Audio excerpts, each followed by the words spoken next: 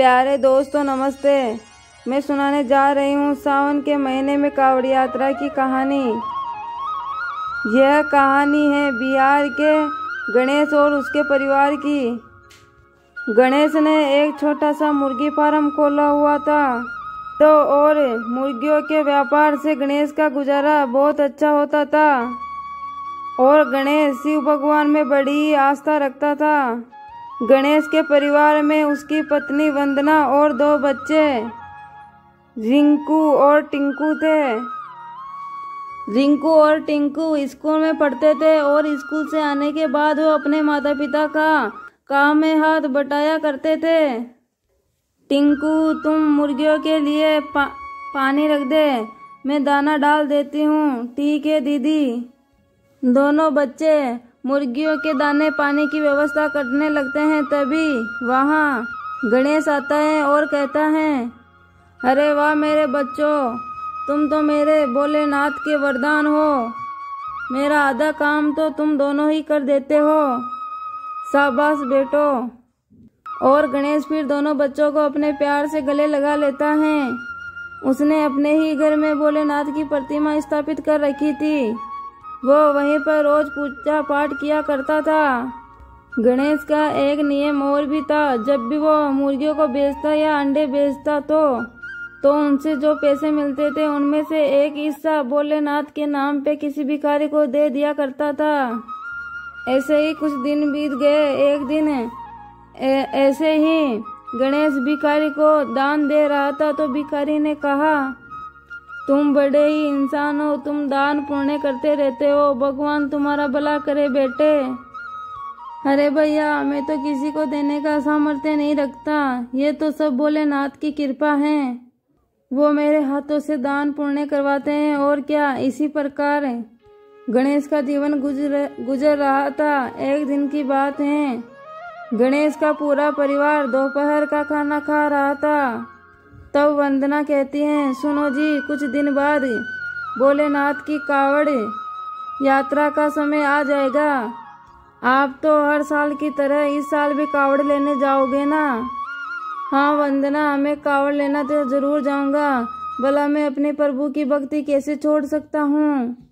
यही सोचकर तो मैंने भी इस बार आपके साथ जाकर कावड़ लाने की सोची है। इस बार मैं भी आपके साथ कावड़ लाने जाऊंगी। हाँ सुन लो। अरे ये तो बहुत ही अच्छी बात है। हम दोनों पति पत्नी साथ मिलकर कावड़ लाएंगे। फिर ऐसे ही कुछ दिन बीत जाते हैं और सावन का महीना शुरू हो जाता है। एक दिन बहुत बारिश होती है। मूसलाधार बारिश का वेग बढ़ता ही जाता है। सारे गांव में पानी ही पानी भर जाता है। तब गणेश वंदना से कहता है, ओहो, ये बारिश तो रुकने का नाम ही नहीं ले रही है। वंदना, पूरे गांव में पानी भर गया है। ऐसे में यदि नदी का बांध टूट गया तो गांव में बाढ़ आ जाएगी और पूरा गांव बह जाएगा। हाँ, फिर तो ऐसे संकट में हमें क्या उपाय करना चाहिए? वंदना, गांव के लोग गांव से पलायन कर दूसरी जगह पर जाने की सोच रहे हैं। हमें भी अपने बच्चों को लेकर किन्हीं सुरक्षित जगह पर चले जाना चाहिए। दोनों पति पत्नी अपनी कीमती चीजों और खाने का सामान एक पोटली में बांधते हैं और दोनों बच्चों को अपने साथ लेकर घर से निकल पड़ते हैं। सारे गांव में घुटनों घुटनों तक पानी भरा हुआ था और लोगों की तरह गणेश और वंदना भी पानी में चलते हुए सुरक्षित स्थान पर जाने लगते हैं। तभी अचानक पानी का स्तर होने लगता है और तेजी से बाढ़ आ जाता है। तब वंदना गणेश से कहती है, सुनो जी, ये पानी का स्तर तो बढ़ता ही जा रहा है। हाँ वंदना, लगता है नदी का बांध टूट गया है। जिसका डर था वही हो गया। बाढ़ आ गई है। हे भोलेनाथ, हमारी और हमारे गांव की रक्षा करना। गणेश और वंदना अपने एक एक बच्चे को अपने कंधे पे बिठाकर पानी में चलने लगते हैं। ऊपर से मूसलाधार बारिश के कारण और नीचे से बाढ़ के कारण उनका चलना और मुश्किल हो रहा था। गणेश लगातार भोले बाबा की प्रार्थना कर रहा था, हे भोले शंकर, हमारी मदद करो। हम सबको अपनी कृपा से किसी सुरक्षित स्थान पर पहुंचा दो प्रभु, किसी सुरक्षित स्थान पर पहुंचा दो। तभी वहां पर बचाव दल वालों की मिनी बोट आ जाती है, जिसमें से पहले ही कुछ बच्चे और लोग बचाव के लिए बैठे हुए थे। गणेश बचाव दल टीम से कहता है, साहब जी हमें भी इस नाव में बैठा लो ना।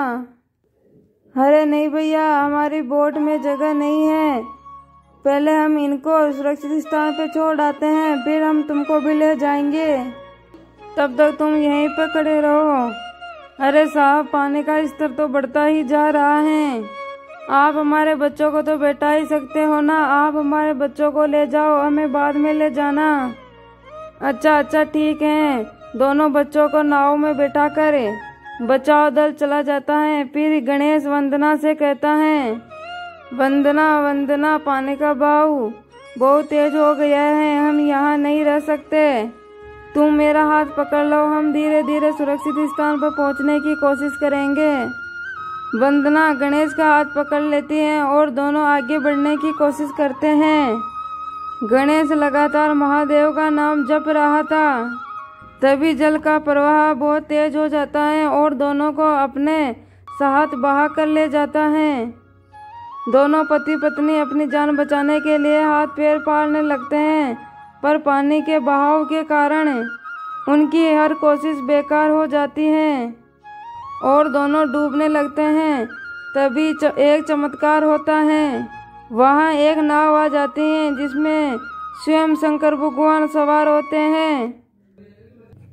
शंकर भगवान गणेश और वंदना को पानी में से खींचकर नाव में बैठा देता है। दोनों पति पत्नी शंकर भगवान को अपने सामने देखकर उनके पैरों में गिर जाते हैं और गणेश भोलेनाथ से कहता है कि आपने हमारी विनती सुन ली, हमें इस बाढ़ में आकर स्वयं बचा लिए, आपका कोटि कोटि धन्यवाद, आपका कोटि कोटि धन्यवाद प्रभु। हमें तो भगवान ने आकर बचा लिया, लेकिन हमारे दोनों बच्चे पता नहीं कहाँ होंगे और किस हाल में होंगे। भोलेनाथ बोले, तुम्हारे बच्चे बिल्कुल सुरक्षित हैं और दोनों ठीक हैं, अभी थोड़ी देर में तुम्हारे सुरक्षित स्थान पर पहुंचा देता हूँ।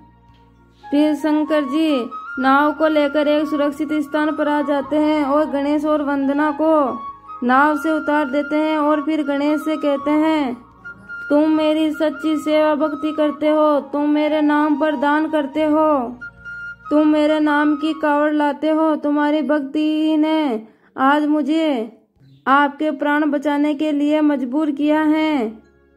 तुम सदैव मेरे नाम का स्मरण करते रहना, आगे तुम्हें जीवन में कोई कठिनाइयां नहीं होगी। आशीर्वाद देकर बोले बाबा वहां से अंतर्ध्यान हो जाते हैं। गणेश और वंदना वहां से चल पड़ते हैं और वंदना कहती हैं, पता नहीं हमारे बच्चे इस समय कहाँ पर होंगे।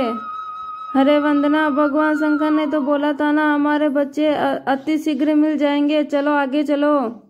दोनों पति पत्नी ढूंढने के लिए आगे बढ़ जाते हैं। उधर दोनों बच्चे रिंकू और टिंकू एक पेड़ के नीचे बैठे हुए थे। टिंकू वहाँ पे रो रहा है, दीदी मुझे मम्मी पापा की बहुत याद आ रही है। रो मत टिंकू, बचाओ दल वाले हमारे माँ बाप को बहुत जल्दी हमारे पास लेके आ जाएंगे। तभी गणेश और वंदना अपने बच्चों को कोसते हुए अपने बच्चों के पास आ जाते हैं। वो रहे अपने बच्चे, वो रहे। टिंकू रिंकू तुम ठीक तो हो ना?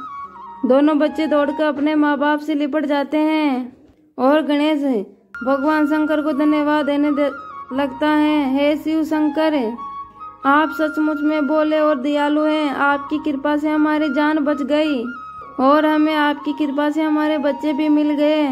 आपको कोटि कोटि प्रणाम प्रभु, आपको कोटि कोटि प्रणाम। ये बिल्कुल सत्य है कि